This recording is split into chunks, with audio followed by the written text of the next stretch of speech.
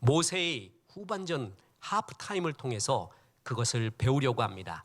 오늘 본문은 첫째, 하프타임 때 인생 후반전에 비전을 잡으라라는 교훈을 주고 있습니다. 성경에 등장하는 여러 믿음의 사람 중 모세만큼 성공적으로 하프타임을 통과한 사람, 그 드물 정도로 모세는 아름답게 하프타임을 맞이한 사람입니다.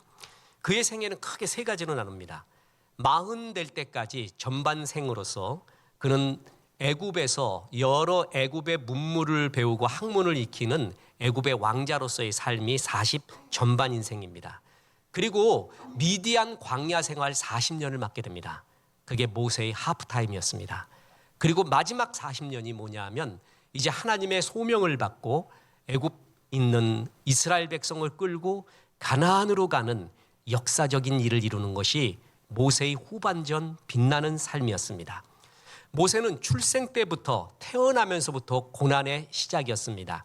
당시 애굽에는 이스라엘 백성들이 살고 있었는데 너무 강대했습니다. 잘 건강했고 무럭무럭 자라나갔습니다. 애굽 왕 바로는 이에 위협을 느껴서 히브리 사람들 사내 아이를 낳으면 전부 죽이라고 했습니다. 모세가 그 운명, 죽어야 할 운명에 처하게 되었습니다. 모세의 부모는 차마 죽일 수가 없어서 그 유명한 갈대 상자에 모세를 쌓아서 나일강에 띄우게 됩니다. 우리 요게벳의 노래라는 것도 나오잖아요. 눈물 흘리며 흘러가는 대로 어디로 갈까? 그런데 그것은 기우입니다. 하나님은 이미 하나님의 백성의 삶을 섭리 가운데로 역사하고 있죠. 그 갈대 상자는 애굽의 공주에게 다다르게 됩니다. 애굽의 공주가 모성애를 느껴 그를 애굽의 왕자로서 애굽 궁정에서 키우게끔 하는 하나님의 역사가 있었습니다. 뿐만 아니라 어머니 요게벳이 유모로서 모세의 곁에 있게끔 하는 섭리 가운데 있었습니다. 모세가 애굽에서 40살 될 때까지 애굽의 문물, 최고급 최상의 문물과 학문을 배우면서 그곳에서 이집트의 왕자로 살고 있었습니다. 그러던 때에 그는 한 애굽의 관리가 히브리 자기 종족을 몹쓸게 구는 것을 보고 화를 참지 못합니다. 분을 내서 그 애굽 관리를 죽이게 됩니다. 여러 이유가 있지만 그는 자기의 분노, 혈기 또한 마음을 조절하지 못하는 미숙함이 그에게 있었습니다. 여기서 모세의 전반전 인생이 끝나게 됩니다.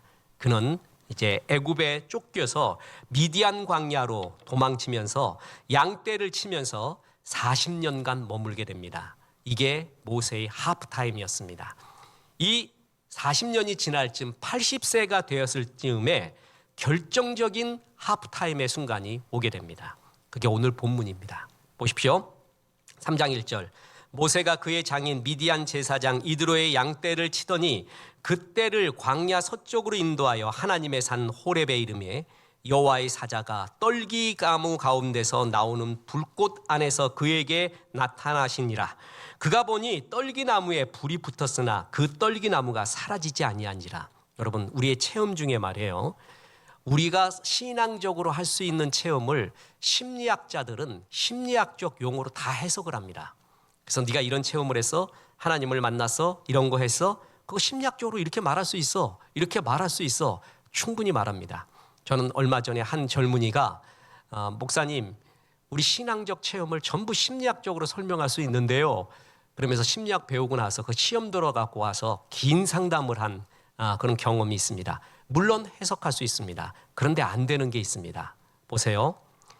떨기나무에 불이 붙었으나 그 떨기나무가 사라지지 않았습니다. 떨기나무에 불이 붙으면 어떻게 되죠? 그 떨기나무는 이제 재가 되는 거예요. 없어지는 거잖아요. 그런데 떨기나무가 계속 그 온전한 상태로 있고 불만 납니다.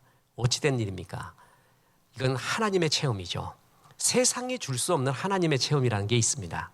심리학자들이, 인본주의 심리학자들이 모르는 하나님의 체험, 하나님의 영광을 보는 그 순간은 반드시 존재합니다. 해석할 수 없는 그 무엇이 있죠. 모세는 그것을 체험하게 됩니다. 3장 4절. 여호와께서 그가 보려고 돌이켜 오는 것을 보신지라 하나님이 떨기나무 가운데서 그를 불러 이르시되 모세야 모세야 하시매 그가 이르되 내가 여기 있나이다. 이게 결정적인 장면입니다. 모세가 체험했던 떨기나무의 불꽃 환상은 거짓 환상, 심리학적 환상이 아니었습니다. 주의 진짜 역사였습니다. 하나님이 거기서 나타나잖아요. 떨기나무 가운데서. 그러고 난 다음에 모세야 모세야 이름을 부릅니다. 성경에서 사람의 이름을 부르는 것, 그것은 소명입니다. 그때 응답해야 됩니다. 자, 예배 때 하나님께서 꼭 이 예배는 주님이 꼭 나들으라고 하는 말 같은 경우가 있습니다. 어떻게 꼭 나들으라고 이 말을 하는가? 그게 내 이름을 불러주고 있는 중입니다. 모세야 모세야. 그때 응답을 해야 됩니다. 모세가 뭐라 그랬죠? 내가 여기 있나이다. 그런데 그 음성을 듣고도 항상 거부하는 사람이 있습니다. 제가 저기 있는데요. 쟤한테 말씀하시죠. 저 사람이 저기 있는데요. 주여 내가 여기 있나이다 하지 않고 응답하지 않고 꼭 돌립니다.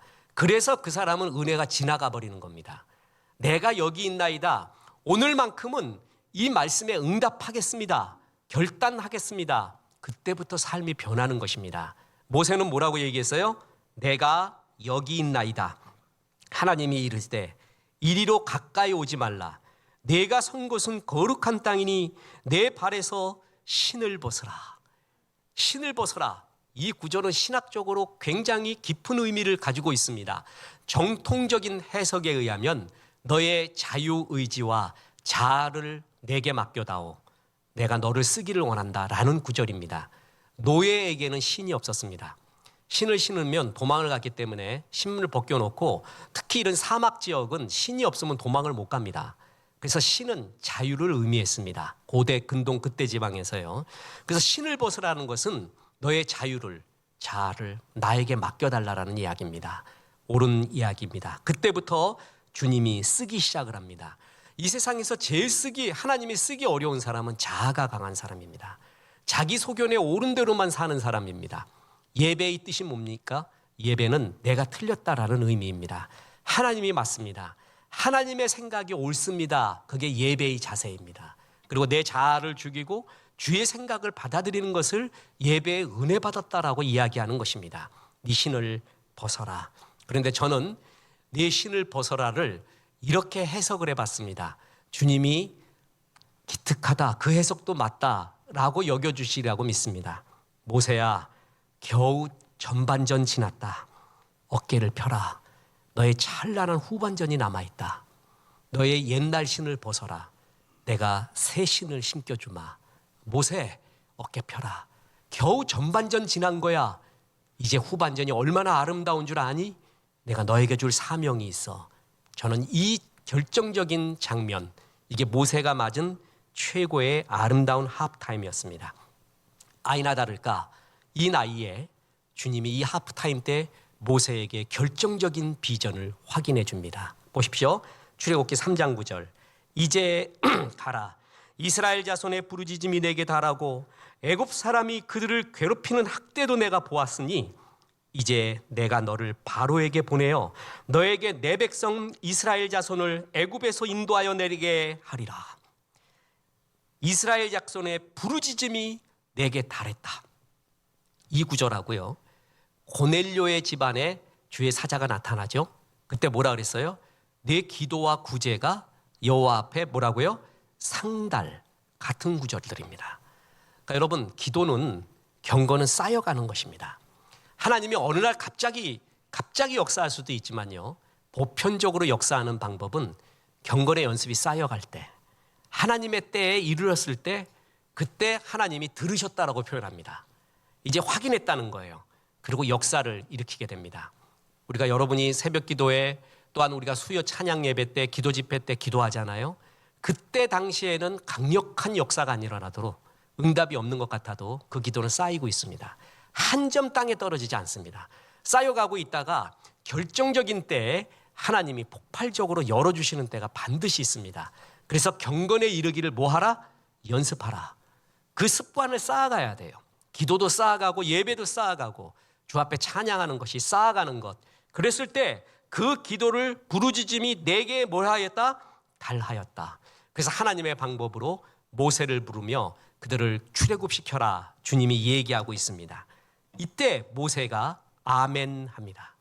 그러면서부터 모세는 결정적인 후반전 인생을 맞이하게 됩니다. 그는 바로에게 가서 이스라엘 백성을 이끌어냅니다. 그리고 그 불순종하는 이스라엘 백성을 광야 생활을 통하여서 자아를 죽게 하고 마침내 가나안 하나님의 약속의 땅으로 인도하는데 결정적으로 쓰임받게 하나님께서 역사했습니다. 모세뿐만이 아닙니다. 아브라함, 야곱, 엘리야, 베드로, 바울, 하나님의 믿음의 영웅들은 한결같이 전반 인생이 있고요, 후반 인생이 있습니다. 그리고 이들의 특징이 후반 인생이 더 빛났습니다. 그런데 후반 인생이 더 빛나게 된 계기가 하프타임에 있습니다. 그 하프타임의 결정적인 때에 주의 비전을 확인하고 아멘을 했어요. 그때부터 그들의 인생이 변하는 것을 봅니다. 아브라함 보십시오. 아브라함의 전반 인생은 하란에 머물고 있었던 우상 만드는 집, 그곳 삶이었습니다. 아버지 데라가 우상 만드는 집이었잖아요. 그것이 아브라함의 전반 인생이에요. 근데 하나님이 나타납니다. 창세기 12장에서 내가 너를 복의 근원으로 삼고 싶으니까 내가 지시할 땅으로 가라. 그게 아브라함의 하프타임이었습니다. 그때 아멘 하면서 떠나죠. 그러면서 아브라함은 이제 만인을 구원하기 위한 하나님의 구원사의 시작을 아브라함부터 시작하게 됩니다. 그게 아브라함의 후반 인생이었습니다. 야곱 보십시오. 형 에서의 장자권을 속여서 쟁취하게 되죠. 그렇게 뒷머리 또한 욕심 많은 생각이 많은 사람이 야곱이었습니다. 그게 전반전 인생이에요. 그래서 집에서 쫓겨나게 되잖아요. 떠나게 되잖아요. 그까지가 야곱의 전반전 인생입니다. 그런데 야곱은 결정적인 순간을 야복강에서 맞이하게 됩니다. 하나님은 야곱을 일부러 홀로 둡니다. 그것을 창조적 고독이라고 하죠. 일부러 홀로 두게 해요. 여러분, 밥은 같이 먹고요, 하나님은 혼자 만나는 거 아세요? 그거를 단독자라고 표현합니다. 하나님 같이 만날 수 없습니다. 하나님은 나 혼자 만나야 돼요. 그래서 그걸 단독자라고 합니다. 어머니가 구원받았어도 내가 주님 못 만나면 할 수 없는 것입니다. 같이 받는 게 아닙니다. 이 반대로 되면 안 되죠. 밥은 혼자 먹고 하나님은 같이 만나려고 하면 안 됩니다. 이게 반대가 돼야 됩니다. 그래서 야곱을 혼자 두고서 거기서 하나님이 씨름을 같이 하게 되죠. 그래서 야곱이 이스라엘로 바뀌게 됩니다.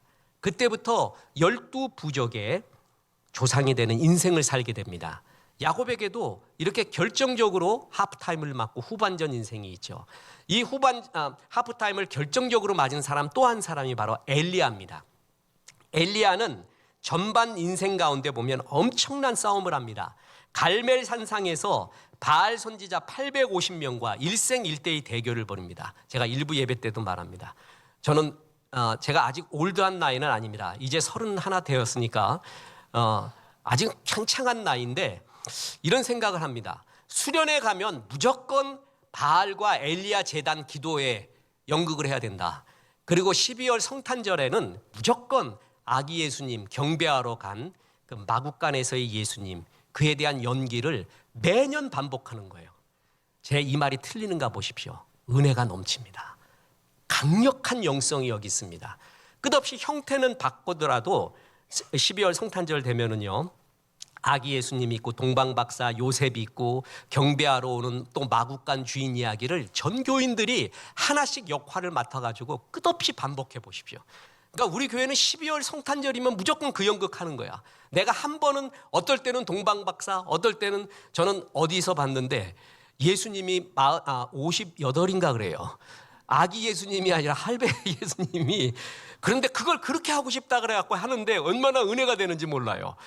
아기 역할을 하면서 그런 이야기, 이걸 하면은 끝없이 반복해도 은혜가 돼요.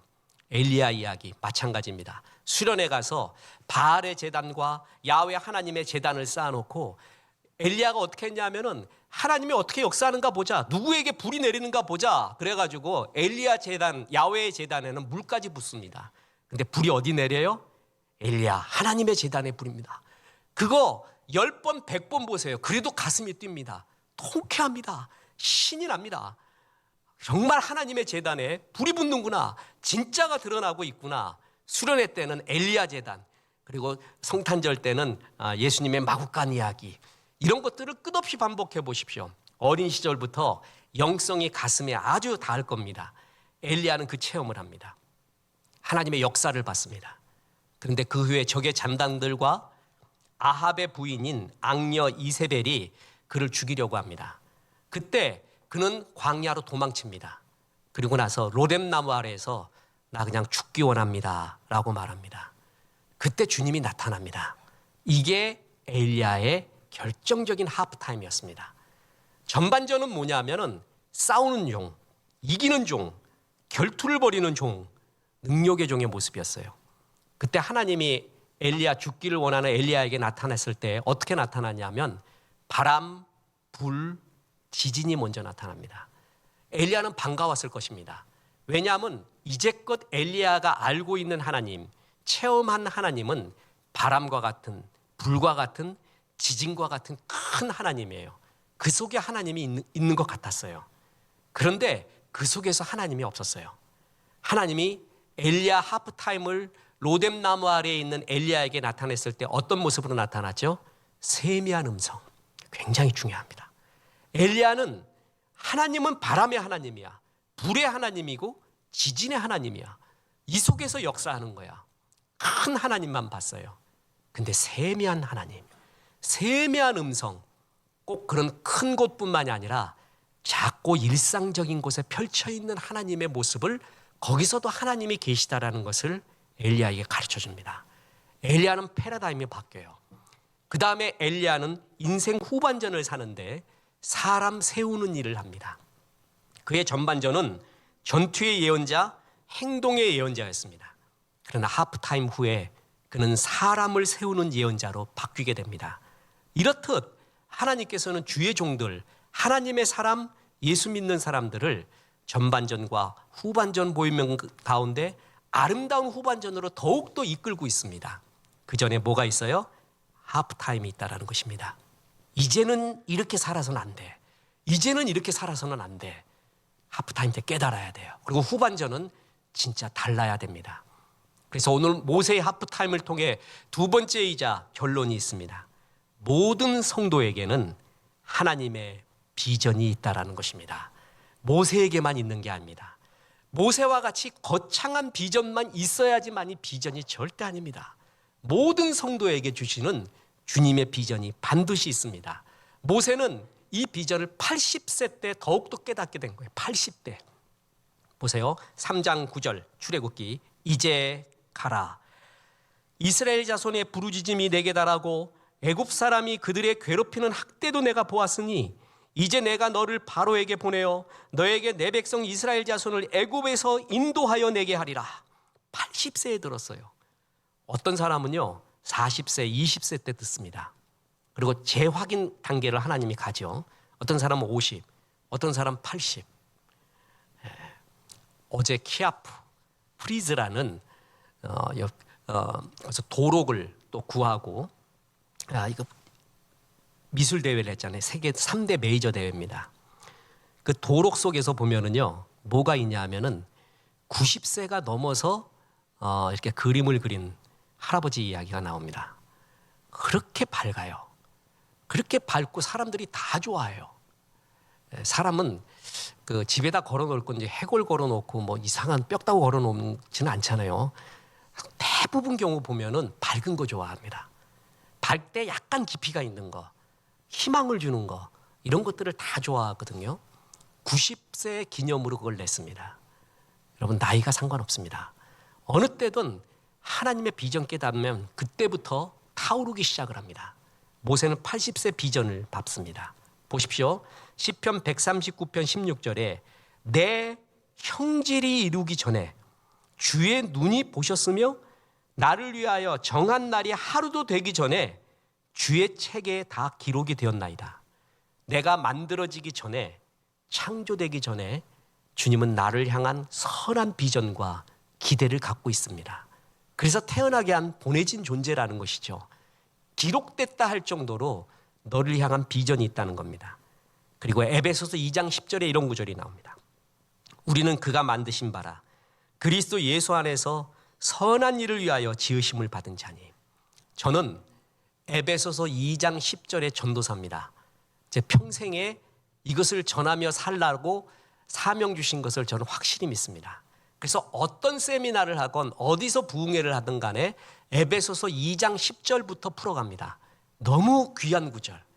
정말 가슴이 터질 것 같은 구절이 에베소서 2장 10절입니다. 우리는 그가 만드신 바라 아우토가르 에스멘 포에마, 이 포에마 만드신 분에서 만드신 바라는 이 구절에서 포엄, 시가 나왔다고 그러죠. 우리는 상품이 아니에요. 우리는 시예요. 걸작품 시예요. 그리고 그것이 내 존재성이죠. 그리스도 예수 안에서 선한 일을 위하여 지으심을 받은 자니 사명이 있다는 거예요. 나의 존재성은 하나님의 걸작품 시예요. 나의 살아가는 사명은 그리스도 예수 안에서 선한 일이 있다는 거예요. 나를 향한. 그게 사명이에요. 내 존재가 누구고 내가 어디로 가야 될지 안다면 인생 다 최고봉 아니겠습니까? 이 두 개만 알면 인생은 정말 기쁘게 타오를 수가 있습니다. 표류하지 않습니다. 저는 에베소서 2장 10절의 전도사입니다. 제게 주신 사명이고 모든 종들에게, 모든 하나님의 백성들에게 너는 하나님의 걸작품 시야. 그리스도 예수 안에서 선한 일이 너에게 있어. 이걸 일깨워주는 게 저의 사명입니다. 모두에게, 우리에게 이런 사명이 있습니다. 꽃을 보십시오. 봄꽃이 있죠. 봄꽃 정말 예리예리하고 이쁩니다. 여름꽃 강렬한 것도 있습니다. 그런데 가을꽃도 있습니다. 이제 코스모스와 국화, 구절초가 무너지게 필 거 아닙니까? 겨울에 피는 꽃도 있습니다. 어떤 꽃은 봄과 여름에 피지만 어떤 꽃은 가을에 핍니다. 내 인생이 하프타임 지나서 후반전에 피는 꽃도, 후반전에 빛나게 될 인생도 주님이 반드시 준비하고 있었다는 것이죠. 그래서 후반전에도 아직도 욕심에 이끌려 살면 안 됩니다. 이생의 자랑, 육신의 정욕, 안목의 정욕에 이끌려서 끝없이 챙기려고만 해서는, 그래서 후반전 맞으면 정말 안 됩니다. 오비디우스의 신화 시집 변신에 보면 먹고 먹어도 허기를 채울 수 없는 비극적인 왕 에리지톤이라는 왕이 나옵니다. 그 사람은 얼마나 비극적이냐면 나중에 자기 몸까지 뜯어먹습니다. 그는 성정이 무례하고 난폭하고 교만이 많았습니다. 그래서 데메테르 여신이 신성한 자신의 신전이 있는 이 숲을 잘 좀 보호해달라고 했는데 이 에리지톤이 나무로 다 찍어버립니다. 그래서 저주를 받아서 그 받은 저주가 뭐냐면 먹고 먹어도 배부르지 않은 끝없이 허기진 저주를 받게 됩니다. 그래서 재산 다 탕진합니다. 나중에 자기의 아름다운 딸까지 팔아버립니다. 그 딸을 파는데 딸이 메스트라입니다. 팔려가다가 너무 억울하고 너무나 괴로워서 포세이돈에게 살려달라고 했더니 변신하는 능력을 줬습니다.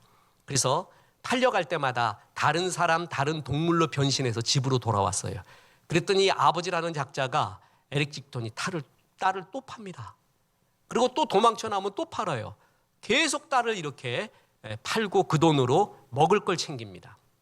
결국 재산을 다 탕진하고 빈털터리가 됩니다. 결국엔 미쳐버려서 자기 몸을 먹기 시작을 합니다.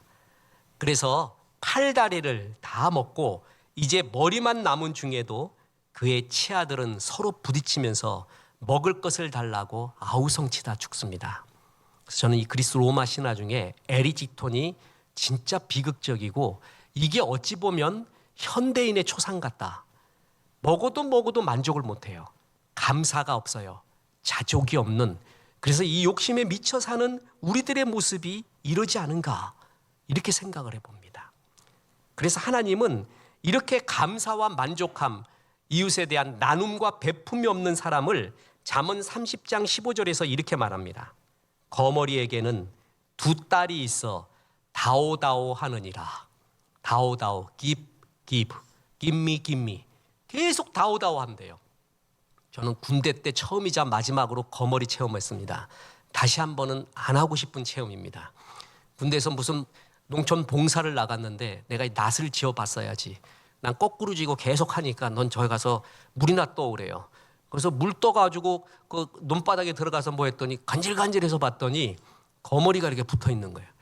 야, 그때 이 거머리가 뭔 줄 알았어요. 순간 거머리구나. 내가 나중에 예화로 써야지. 그러고 가만 내버려뒀어요. 멍청했죠. 이놈이 자기 몸에 10배가 되는 피를 빨아도 아주 불어 터져도요 빠지지 않습니다. 이게 거머리입니다. 이 거머리는 이렇게 끝까지 피를 빨아먹고 만족이 없는 것이 거머리의 생존 코드예요. 그러자 또한 우리들의 욕심에 빠져 있는 인생의 모습이기도 합니다. 마틴 로이드 존스 목사님은 사람들이 행복하지 않는 게 감사가 없기 때문이라고 그랬어요. 자족한 마음이 없어서. 뭐냐 하면은 먹어도 감사를 모른대요. 먹으면 즐거워야 되거든요. 감사해야 되잖아요. 먹고 난 다음에 또 하나의 즐거움이 있잖아요. 아이스 아메리카노. 야, 이거 먹으면 또 즐거움이 있구나. 그때 그 행복이 있어서 감사합니다 이래야 되는데 먹어도 기쁨이 없대요. 돈을 챙겨도 벌어도 감사가 없대요. 그거 챙겨놓고 또 더 다오 이 거머리처럼 끝없이 다오 하고 있다는 거예요. 이게 비극이라는 거예요. 그 사람들은 끝내 죽을 때까지 베풀지도 못해요. 그 돈을 제대로 쓰지도 못하고 그냥 뭐냐면 쓰면은 불안하고 챙겨놔야 기쁜 거. 그것은 뭐냐면 믿음이 없기 때문이라고 간단하게 말했습니다. 믿음이 있으면 그러지 않는다는 거죠. 감사와 자족과 나눔이 있고요. 그때 주님이 더 채워주거든요. 그런데 에릭 지톤처럼 먹어도 끊임없이 다오 하고 있는 이 모습, 이런 사람 하나님이 미가서에서 또 말하는데 6장 14절, 저는 이 구절 보고 기절하는 줄 알았습니다. 미가서 6장 14절에 이런 구절이 나옵니다. 내가 먹어도 배부르지 못하고 항상 속이 빌 것이며. 에릭 지톤이 받은 저주와 똑같지 않습니까? 먹어도 배부름을 모를 거다. 먹으면 배불러야 된다니까요. 기뻐야 된다니까요. 하나님이 기쁨을 줘도 기쁨을 못 느끼는 단계가 돼버리는 거예요. 욕심에 빠져갖고요. 항상 허기질 것이다. 속이 빌 것이다. 에릭 지톤이 받은 저주와 똑같지 않습니까? 이런 사람들 기쁨이 없이 끝내 다오 하면서 챙겨놓는 기쁨, 하나님보다도 내 챙겨놓는 거를 기쁨으로 삼는 그런 기쁨 속에 살다가 죽어버리게 됩니다. 후반전에도 그래서는 안 됩니다. 이런 삶을 살았던 사람이 있습니다. 이 거머리 같은 삭개오였습니다. 그는 매국노였고 도둑놈이었고 돈밖에 모르는 세리장이었습니다. 그런 그가 예수님 만나게 됩니다. 이 예수님 만난 게 하프타임, 결정적인 하프타임이었어요. 그 다음에 그의 고백을 들어보십시오. 누가복음 19장 8절입니다. 삭개오가 서서 주께 여짜오되 주여 보시옵소서. 내 소유의 절반을 가난한 자들에게 주겠사오며 만일 누구의 것을 속여 빼앗은 일이 있으면 네 갑절이나 갚겠나이다. 주님이 이런 말 한 게 아니에요. 주님이 너 이렇게 하면 구원을 주겠다고 말하지 않고 주님 만난 기쁨에 그는 인생의 패러다임이 바뀌어버린 겁니다. 그 전에 전반전의 삶은 탐욕의 지배에서 후반전의 삶은 은혜의 지배. 전반전에 내가 모두 가지고 챙기겠다라는 곳에서 후반전에는 내가 이웃에게 섬기겠습니다 하는 후반전으로 변합니다. 결정적인 하프타임 때 주님 만나서 그렇습니다. 후반전마저 그렇게 살면 안 됩니다. 하나님 앞에, 인생 앞에 할 말이 없을 것입니다. 의미 없을 것입니다. 내 인생 후반전 의미를, 비전을 쫓아가야 됩니다. 이렇게 아름다운 후반전을 살았던 한 사람을 소개하고 마칠까 합니다. 그의 이름은 미국 전 대통령이었던 지미 카터입니다. 대통령직에서 물러난 다음에 가장 찬란한 사람, 미국 역사에서 누구냐? 지미 카터입니다. 미국인들이 몇 명의 대통령을 이야기할 때 아직도 백악관의 주인은 에이브러함 링컨이다 정도로 링컨을 존중하고요. 그 대통령직을 제일 끝내고 난 다음에 가장 찬란한 사람이 누구냐? 지미 카터라고 다 말합니다. 이 사람은 실제로 그렇습니다. 어떤 학자는 지미 카터는 백악관을 디딤돌로 사용한, 그래서 하나님 나라 확장을 위해 사용한 유일한 대통령이라 말할 정도였습니다. 그의 전반전은 좋지 않았습니다. 그는 자타가 공인하는 실패한 대통령이었습니다. 1980년 선거에서 참패한 카터는 처량한 실업자가 돼서 자기 고향으로 돌아갑니다. 근데 그를 기다린 게 뭐냐면 100만 달러가 넘는 빚더미와 56의 나이였습니다. 100만 달러의 빚은요, 150년이나 유지된 자기 땅콩 농장과 집을 다 팔아도 갚을 수 없었습니다. 그리고 자기 자신은 노인이 되어가고 있었습니다. 비참한 거예요. 대통령에서도 대통령직도 제대로 못했다라는 것을 나도 알고 백성도 알고, 그리고 집에 와보니까 빚은 산더미고 자기는 나이가 들어갔고, 이런 사람 어떤 희망이 있겠습니까? 그 사람이 쓴 여러 책이 있는데 나이 드는 것의 미덕이라는 책에서 그때의 심정을 이렇게 노래하고 있습니다. 말하고 있습니다. 보세요. 내 뜻과는 상관없이 백악관을 떠나려 했을 때 내 나이 겨우 56살이었다. 더욱이 세상 사람 절반 이상이 나의 부끄러운 패배를 알고 있다는 사실은 내 실직을 더욱 비참하게 만들었다. 농장은 빚이 100만 달러를 넘어 파산 위기에 처했다.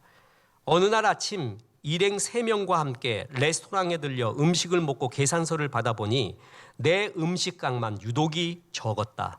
나는 실수라고 생각해 여조고모를 부르러 일어서는데 옆자리에서 나이 지긋한 농부가 소리쳤다. 대통령 양반, 이 음식은 오전 8시 전에는 노인들에게 커피를 공짜로 제공한다오. 카터는 그냥 노인네 된 거예요. 그냥 아니 왜 내 음식값이 싸지 그랬더니 너 노인이잖아. 그 커피 공짜로 준 거야. 이때 카터가 정말 죽고 싶었대요. 우리나라는 공경에서 노인을 하잖아요. 여러분 그 지하철 공짜로 타는 나이가 된 걸 뭐라 그러는 줄 아십니까? 지공대사라고 합니다. 지하철 공짜로 타는 대사. 그리고 70대면 뭐라 그러고 하는지 아십니까? 07대사라고 합니다. 70을 거꾸로 해보세요. 07이거든요. 뭘 해도 다 07인데 뭘 해도 다 공이 되게끔 만드는 대사가 돼버린대요. 근데 미국 어른은 다른가 봅니다. 카터가 나는 실패한 대통령이지 백성도 그렇게 보고 있구나. 집에 와 보니까 빚, 나이는 들었고 커피 먹는데 커피값까지 공짜로 주는 난 진짜 노인되었구나. 이때 절망감은 이루 말할 수가 없었다고 합니다.